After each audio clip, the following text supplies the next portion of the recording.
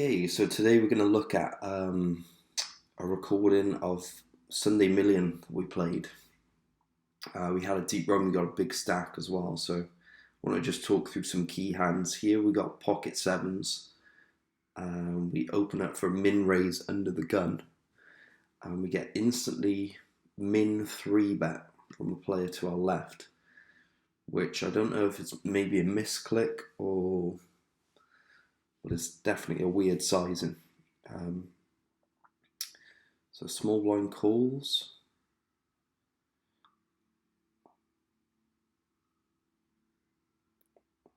And it's up to us. So against this stack, we could even just shove pre-flop. For value, try and get some folds from, flips. And just shove for value against like lower pairs, dominated hands like ace-5 suited.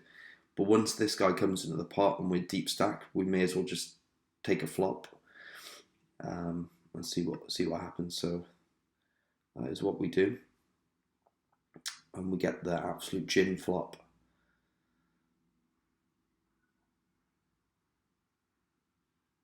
So now we're hoping that this guy has a real hand, hoping that he has like the queens or something.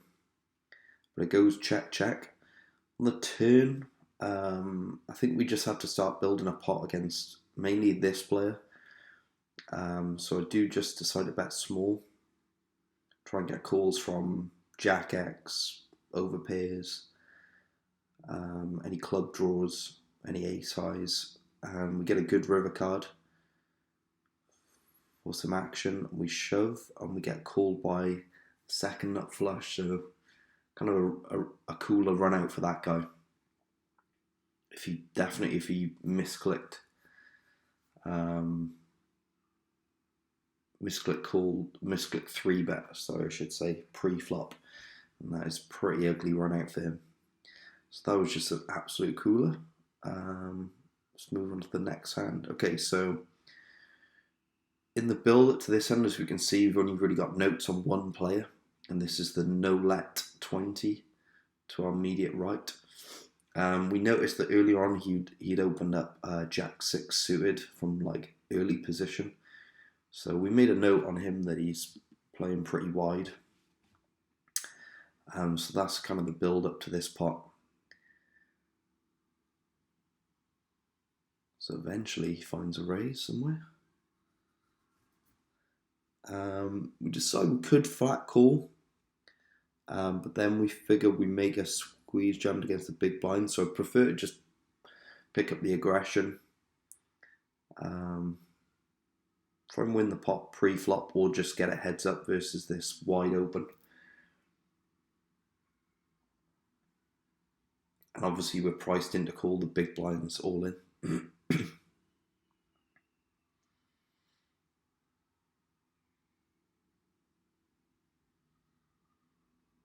This is not what we want to see though from the small blind. We wanted to see a snap fold from this stack. And he does put it in. And no let obviously folds his trash.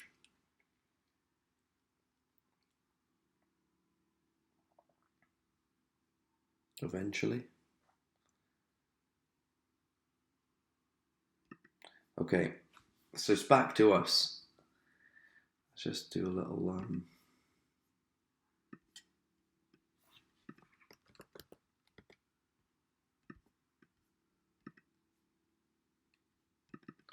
let's open up the calculator here. So there is 638 chips in the pot, divided by 14,562 to call.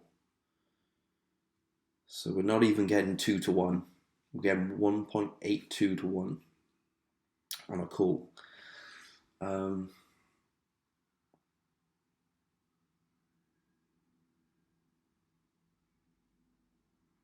And we've got King Jack of spades. So the problem here is I figure he's shoving quite a big stack, so he's shoving 25-ish blinds.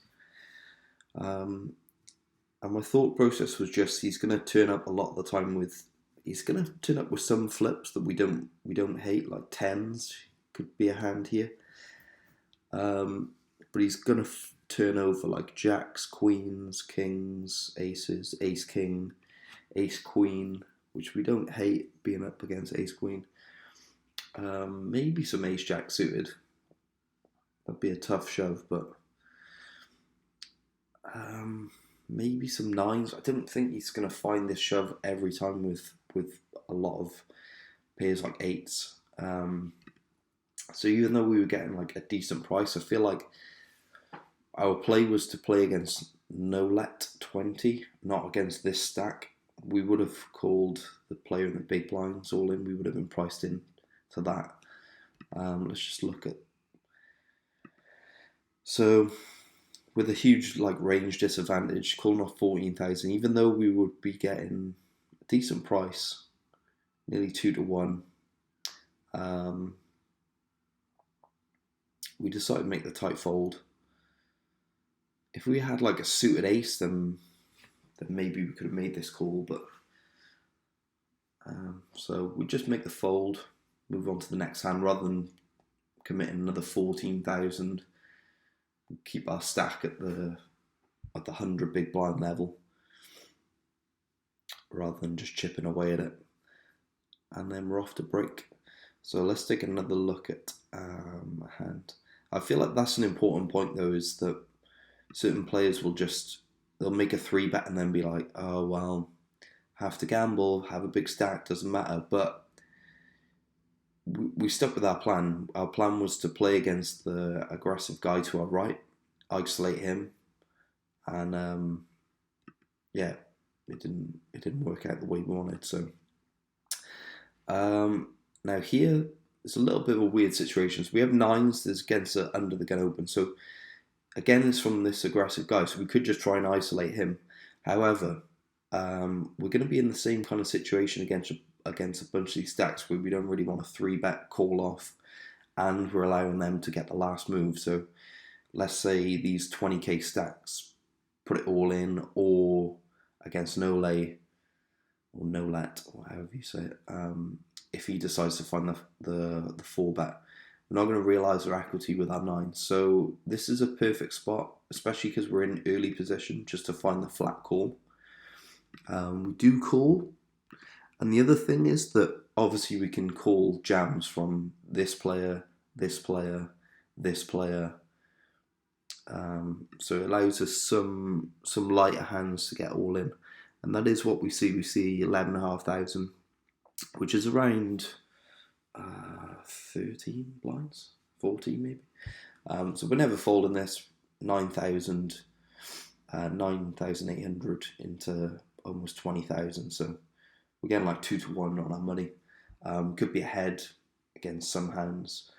Sometimes we're crushed, sometimes they're going to flip over like 10s, jacks, but that's all part of the gamble. And a lot of the time they're just going to flip over, a hand where we're flipping. So we have to make the call.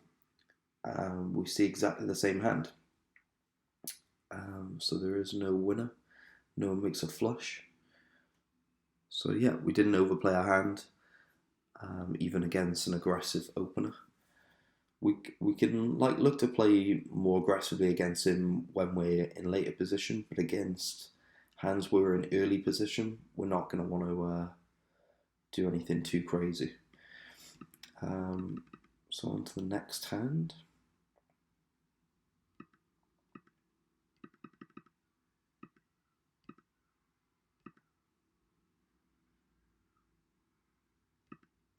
So we pick up ace-9 of diamonds. And this hand is kind of skewed from the beginning because we get a limp from under the gun, which this player had been doing with some hands. So we could just decide to raise, but then if he's ever limp shoving, then it's horrible for us. We have a hand that plays pretty well post-flop, so just decided to take kind of, I guess, the passive line and just limp behind with this one. So we do go 4 ways to flop, big blind checks. And we see a good flop for our hand. Obviously, we've got the nut flush draw. We've still got ace high. We've got some backdoor straight draws as well.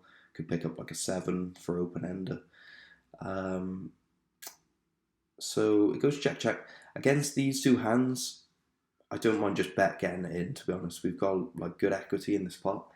Against this player here, obviously, it's not great. The stack to pot ratio is pretty... We're going to be playing pretty awkward if he continues in the hand. So, but I do like to bet, just try and take it down now with ace high. Build a pot if we do hit diamond, obviously. Yeah, so we do make the bet, obviously. We get called. Now, the turn card doesn't improve our hand. 5-7 got there if he's in there with any combos of 5-7 suited. He just made the nut straight. So I was kind of in two minds what to do with this hand. I kind of wanted to bet small just to try and get to the river for a cheap price. We're still pretty deep, so we're not exactly looking to give up. But I decided rather than getting raised off our hand that we would just go for a check to side. We could work in some, we can work in some check raises when we have sets and things like that. So we're going to be protected. This isn't just going to be a check give up for us. And he bets small, so he bets like a third of the pot. So we have a pretty easy decision. Like we're getting 5-1 on this call, and the guy's 31,000 behind. So I don't really like raising as a bluff. We'd have to just overbet, jam the pot. So I do decide to just flat call, try and peel off a diamond or an ace. And I'd say we brick, but we do end up making second pair on the river. So we slip it over to our opponent, hoping to see some checks. And they bet. So I almost wanted to call this. We kind of have to think, what hands can we beat? So obviously we lose to any King X that has like a very clear value bet. We still lose to 5-7. We lose to all sets, so we lose to 8s, 6s, kings. I don't think he has kings too often though. I don't think he would be able to slow play it in a multi-way pot. You can definitely have 8s, 6s, 5-7 suited. Any King X, King 8, King 9, King 10, King Jack, King Queen.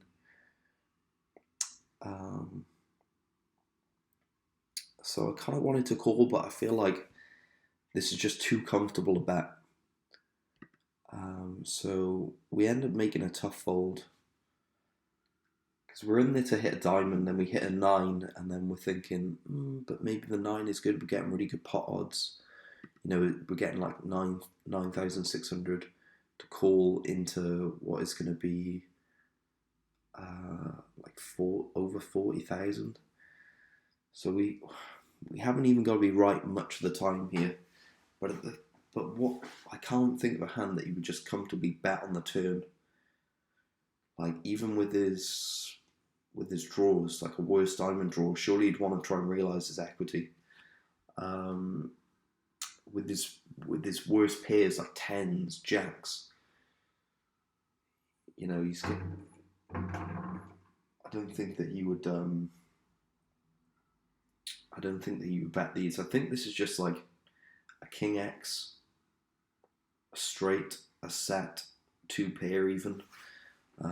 So we just make the fold. We're in it to try and hit a diamond. So we fold and just move on to the next hand, which is kind of tough to do sometimes in poker. You kind of just want to see it, but definitely had that feeling. So on to the next pot.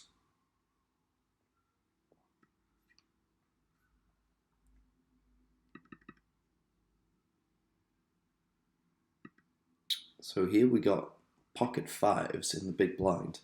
We get a limp from a player who started the pot with just like 8 big blinds and now has, well, let's just actually work this out. So they have 18,000. Oh, 18,000. Oh, 18,000 divided by 2,800 remaining. So they started the pot with 7.5 blinds. They've now got 6.5 blinds.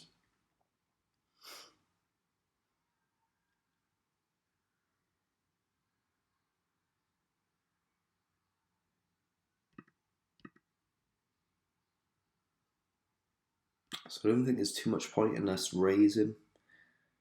We would just be committing them. I can't see them limping worse hands than fives. So we just take a flop. We flop a pair, a straight draw, and a backdoor flush draw. Now, I kind of don't like this decision looking back at this, but my thought process at the time was I want to bet to protect against all his just 2 over hands. So when he has King Queen, King Jack, Ace X, Ace 10, Ace Jack, Ace Queen, I just want to bet ones to protect against those. So let's just see how the hand continues. So we bet kind of small. We get shoved on. It's an extra 14,000 into 35,000. We don't make the fold. We call it off. There's 50,000 in the middle, and we are an underdog. So we got like 24% equity. It's kind of the worst case scenario that he does just have the overpair, and we do not win the hand. It's kind of an awkward hand with him having 6.5 big blinds, us flopping like so much equity. You know, we could have like flush draws. You could just have like Ace 5, Ace 4 suited. Obviously, obviously he's gonna have like 7s, 8s, 9s, 10s. I guess if he's limping 8s. So yeah, kind of played it poorly, but it's one of those like small decisions where maybe we could just check jamming so we get the last move in. Obviously he's never folding, but yeah, kind of a rough one for us. So this, then there was this hand.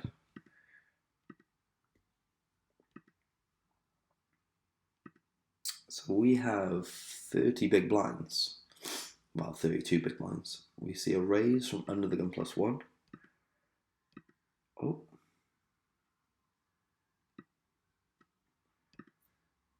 And we see a 3-bet from this player to our right who had previously only really played pocket tens. He got moved to our table, doubled up with pocket tens, and he makes it 30,000, which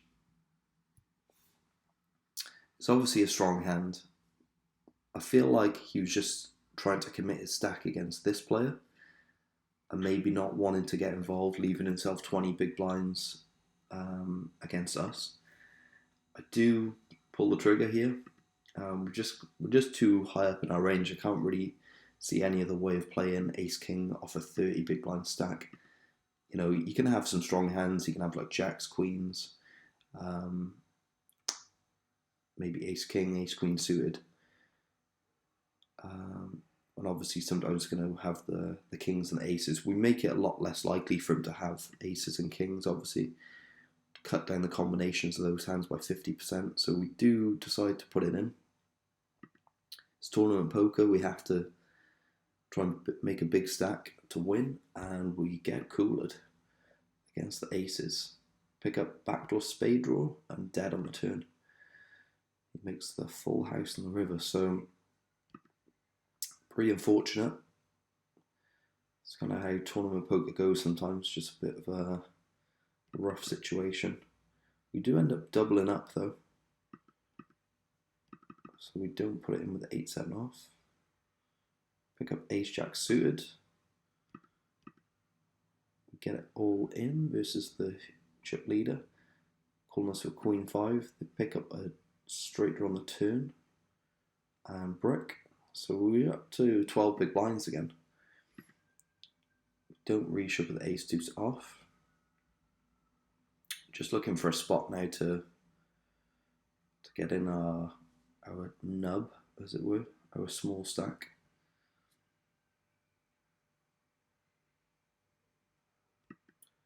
And this is where we get some action. So we've got king 3 offsuit and 9 blinds behind if we fold this hand. So thing is, we're getting really good price. So 6,000 into a pot of what will be 32,000. So we're getting an amazing price with our short stack, and hands are going to be just way easier to play post flop. If we flop like anything, we're going to go with it. So this is, I feel like this is a big part of the game that players get wrong, is they think, oh, I've got king 3 offsuit, but you know, I don't want to go all in with this hand. So they just fold pre-flop. You need to take some flops when you got a short stack, because your hands are just going to be really easy to play like this. So we flop a 3, even if we're beat, even if the guy has an overpair, we've still got good equity in the hand, you know. So we're gonna put the pressure on against what is likely just overcards. Try and get some folds and just win the pot here, or if we get called, you know, hopefully win the pot that way.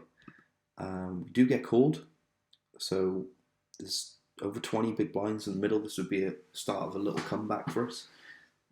He just calls with ace high. He's got backdoor hearts, 2 overs obviously, 26% equity, and bink, he hits the turn. So kind of well played, I guess. I think I would maybe make the call as well. We're going to be shoving probably anything on this board, any 4x, any 5x with a gut shot, any heart draw. So yeah, he made the call, got there, and that is all she wrote. Yep, so thanks. Hopefully you learned something from that. That was our Sunday million. Didn't end up winning the 112,000 up top, but a good showing. Nice little cash of like $300 odd, I think. So yeah, thanks for watching. Cheers.